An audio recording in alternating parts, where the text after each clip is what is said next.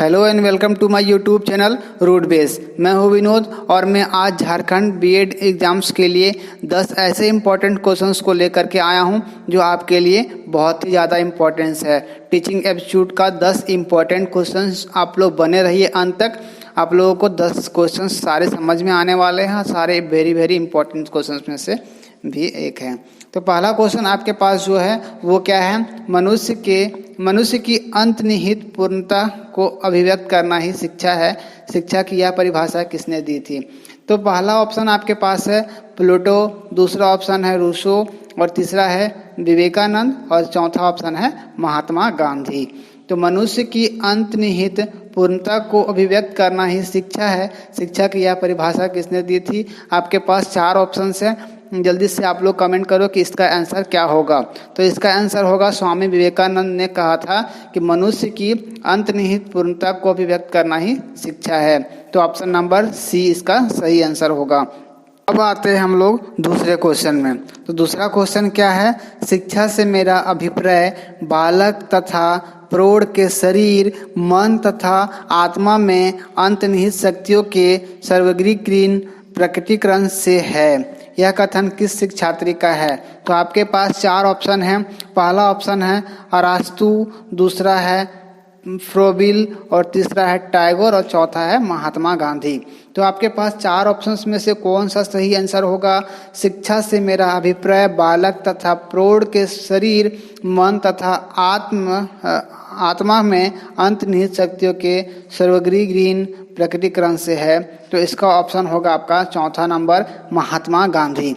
इसका ऑप्शन कौन सा होगा? Mahatma Gandhi, option number 4। चलिए अब हम लोग आते हैं तीसरे क्वेश्चन में। शिक्षा एक त्रिमुखी प्रक्रिया है। शिक्षा क्या है? एक त्रिमुखी प्रक्रिया है। जो आपके लिए ये क्वेश्चन बहुत ही ज़्यादा इम्पोर्टेंट क्वेश्चन है। तो इसका यह किसने कहा था? शिक्षा एक त्रिमुखी प्रक्रिया है, यह किसने कहा था? तो आपके पास जो ऑप्शन है, पहला ऑप्शन एडम्स, दूसरा ऑप्शन डुई और तीसरा ऑप्शन है टी.पी. नन और चौथा आपके पास ऑप्शन जो है वह राधा कृष्णन। तो इसका ऑप्शन नंबर सेकेंड डुई जो होगा, इसका ऑप्शन नंबर सेकेंड ये सही आंसर होगा इसका। तो तीसरा क्वेश्चन क्या है आपके पास, जो शिक्षा एक त्रिमुखी प्रक्रिया है यह किसने कहा था? तो जब भी आपके पास ये क्वेश्चन आएगा तो आप लोग इसका आंसर लिखोगे डुई। तो इसके इम्पॉर्टेंट क्वेश्चन था ये तीसरा नंबर, जो शिक्षा एक त्रिमुखी प्रक्रिया है। तो इसके बाद हम लोग आते हैं अगला क्वेश्चन। निरौपचारिक शिक्षा एक सुविधाजनक स्थान, समय, विद्यार्थियों के मानसिक स्तर और मनोवैज्ञानिक वृद्धि को ध्यान में रखकर प्रदान की जाती है। यह कथन किसका है? तो आपके पास 4 ऑप्शन है। तो 4 ऑप्शंस में से कौन सा सही आंसर होगा? आप लोग जल्दी से कमेंट करो।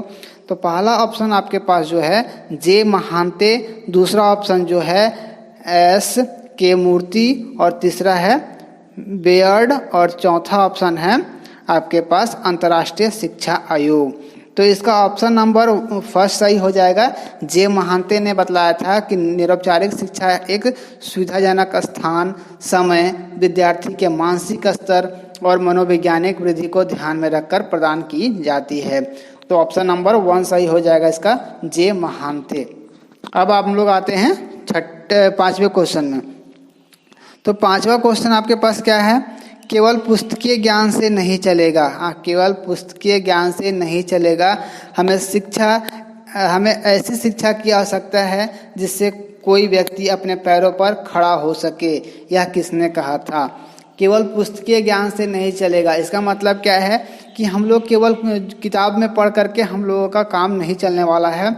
हमें ऐसी शिक्षा की आवश्यकता है जिससे कोई व्यक्ति अपने पैरों पर खड़ा हो सके। मतलब कि शिक्षा के हर एक क्षेत्र में हम लोगों को ज्ञान होना चाहिए। यह किसने कहा था? महात्मा गांधी ने। और उसके बाद आपके पास ऑप्शन है विवेकानंद और तीसरा नंबर है आपका रविन्द्रनाथ टैगोर और चौथा नंबर है महर्षि दयानंद। तो इसका कौन सा ऑप्शन सही हो जाएगा? जल्दी से आप लोग कमेंट करो। इसका option number B Swami Vivekananda ने कहा था कि केवल पुस्तकीय ज्ञान से कार्य नहीं चलने वाला है। हमें ऐसी शिक्षा चाहिए जो व्यक्ति को अपने पैरों में खड़ा हो सके, व्यक्ति जो है अपने पैरों में खड़ा हो सके, यह कहा था स्वामी विवेकानंद ने। आपके लिए यहाँ तक 5 इम्पॉर्टेंट क्वेश्चन हो गए जो बहुत ही ज़्यादा important, very very important questions में से हैं। चलिए अब हम लोग आते हैं छठे क्वेश्चन में।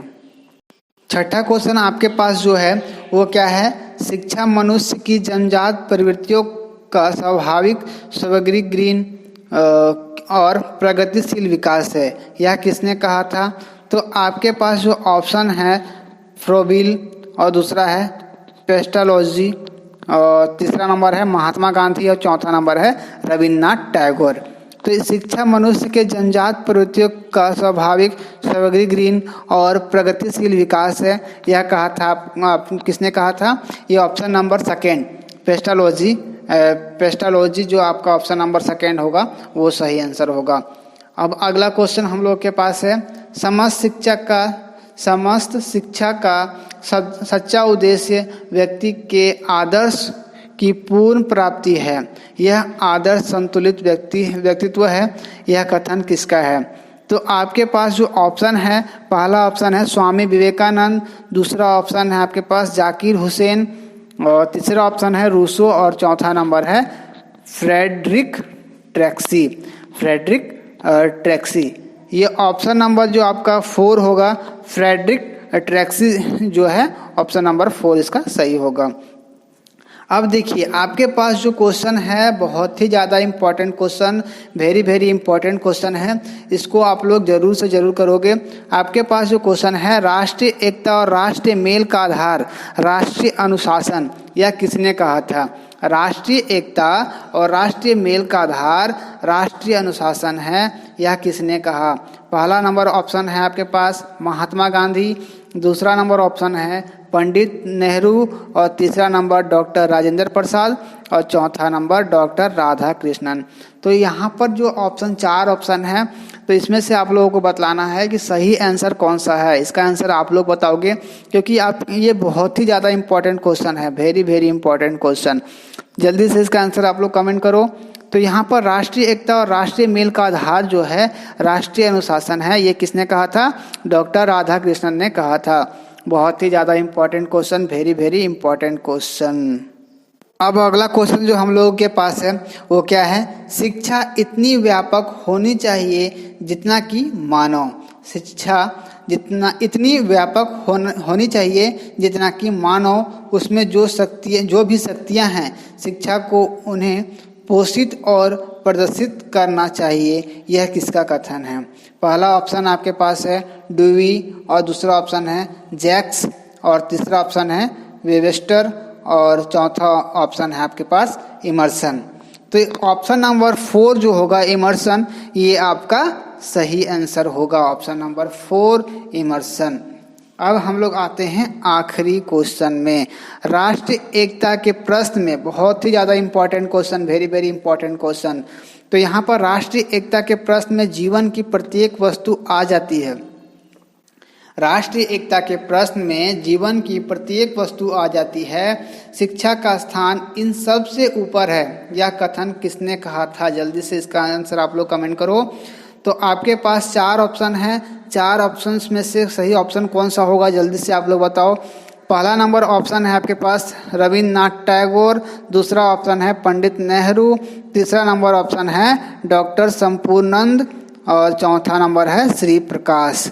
तो जल्दी से इसका आप लोग आंसर कमेंट करो, बहुत वेरी वेरी इंपॉर्टेंट क्वेश्चन।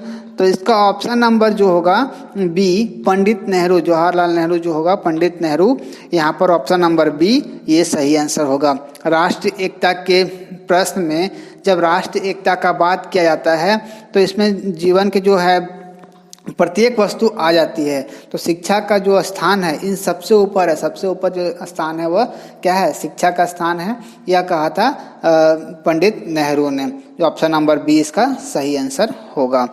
तो हम लोग मिलते हैं अगले वीडियो में। अगर ये वीडियो आप लोगों को समझ में आया होगा, आप लोगों को इम्पोर्टेंट लगा होगा, तो आप लोग अच्छे से तैयारी करोगे, और एग्ज़ाम्स के लिए सभी को बेस्ट ऑफ लक, और अच्छे से आप लोग कोशिश करोगे एग्ज़ाम देने का। और एग्ज़ाम में कभी भी आप लोगों को हराना नहीं है, क्वेश्चन को ज़रूर से ज़रूर 2 बार पढ़ें, उसके बाद ही आप लोग इसका आंसर करें।